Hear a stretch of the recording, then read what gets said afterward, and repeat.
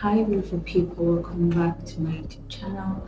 If you're stopping for the first time, you're welcome. My name is Isiona. On this channel, we create contents on faith, on nursing, on health, as well as makeup. So, these are the kind of contents you're looking out for. Please do not hesitate to like, to share, as well as subscribe to the channel. Now, in today's video, we're going to be looking at appendicitis. Now, quite a lot of persons have come down with appendicitis at a point in their life, and they have had to undergo surgical intervention just to ensure that they are all right. But first off, the appendix, which is the organ affected in this condition, is a hollow organ that extends from the large intestine. So you can invariably say it forms part of the abdominal organs, and this appendix is believed to, play a role in immunity because it contains some cells which we call the lymphoid cells, and these cells help to fight against infection. Now, for the condition, which is appendicitis, is simply the inflammation of the appendix or the swelling of the appendix. And mind you, every human being has just one appendix in their body. Now, what are the causes of appendicitis? There are quite a few causes of appendicitis. It could be as a result of infection, and this infection is not limited to just bacterial infection.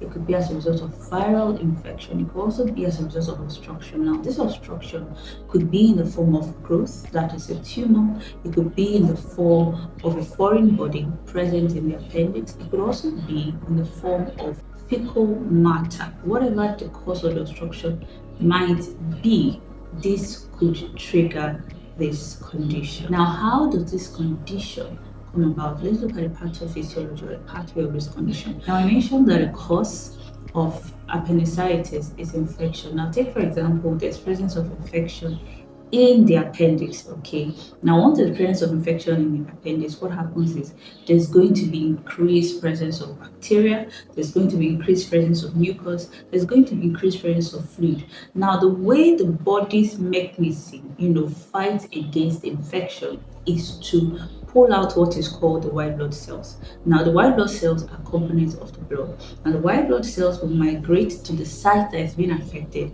In this case, the appendix, and I'm getting there. They try to combat the infection. Now, because there's the presence of a whole lot of things that will normally not be in the appendix, meaning which includes the white blood cells, bacteria, and whatnot, this tends to cause obstruction in the appendix and in turn leads to increased pressure.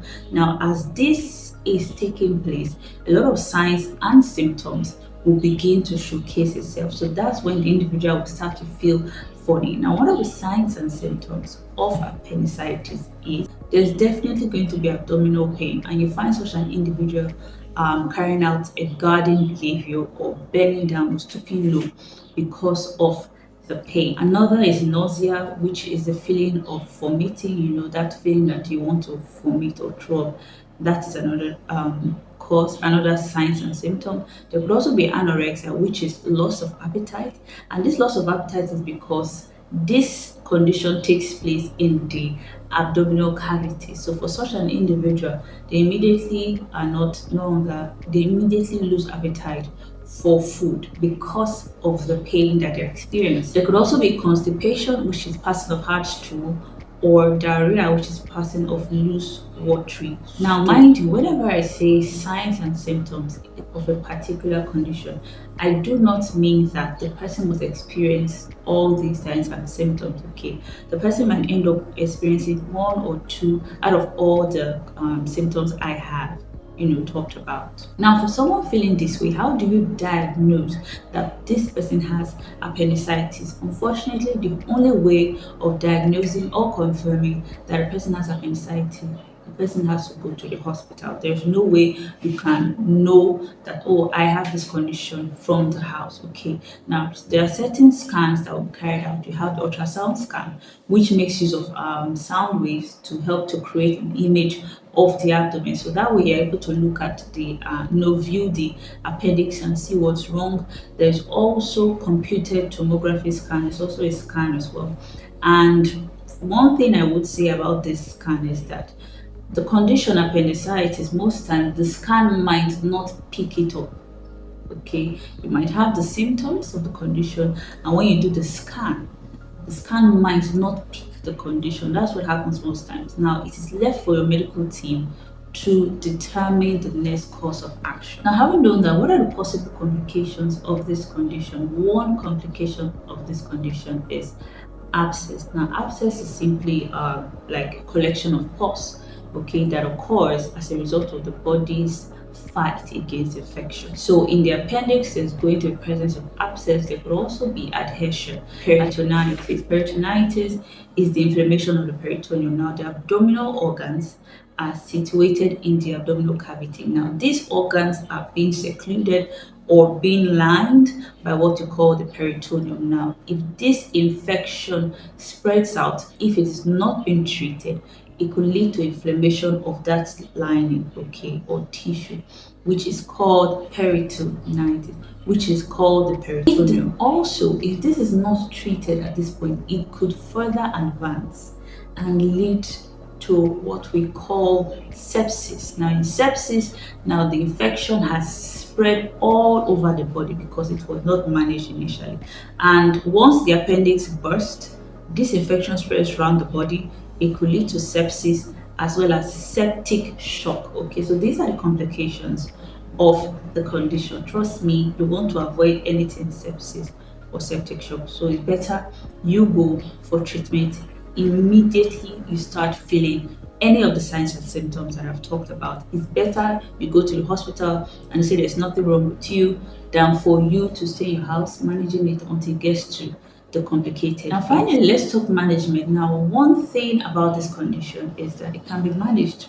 Thank God. So, one means of managing appendicitis is by administering antibiotics. Now, the reason why antibiotics is being administered, like I said, infection could be one of the triggers or one of the causes of appendicitis. So in situations like that, antibiotics are being administered. Also, if it has spread to, the peritoneum or around the body, antibiotics are being administered. But that's only a means of managing it.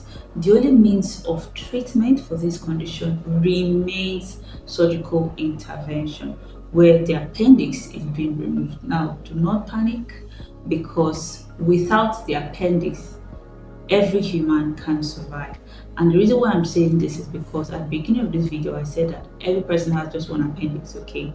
But without that, we're able to survive. The body is still able to fight against infection, since the role of the appendix is, infection prevention. So the body is still able to fight against infection, and the body is still able to perform its normal roles and function without feeling like, oh, an organ is lost. Now, with that, I have come to the end of this video. I hope I've been able to enlighten us.